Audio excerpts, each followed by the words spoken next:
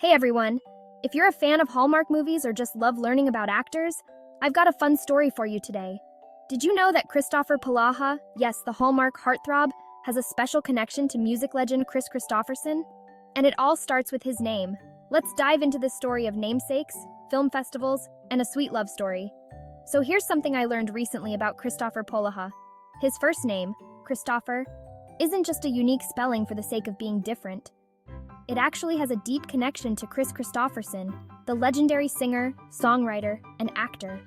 Polaha revealed in an Instagram post that his mother was the one behind the special spelling, choosing to honor Kristofferson. Polaha said, "My sweet mom spelled my name with a K and two F's because of this man," referring to Kristofferson.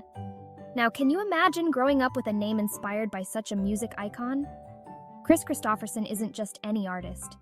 He's a true Renaissance man, a Rhodes Scholar, a former Army captain, and a legendary musician and actor. This man has led a life that could fill a dozen biographies, and Polaha grew up hearing stories about him, adding even more meaning to the name he carried.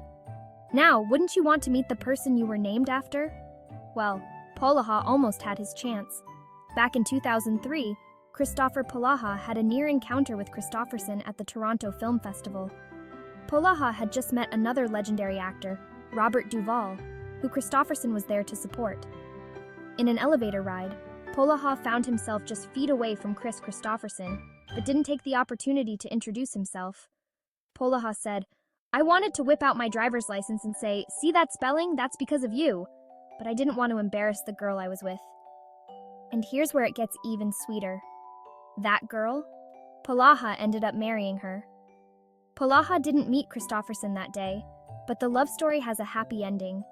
His wife later did meet Kris Kristofferson and shared the story of her husband's name, giving them a special moment of bonding.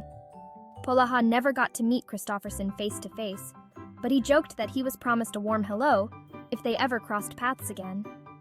It's such a heartwarming story. Polaha called it silly that he didn't seize the chance, but honestly, it just adds to the charm, doesn't it?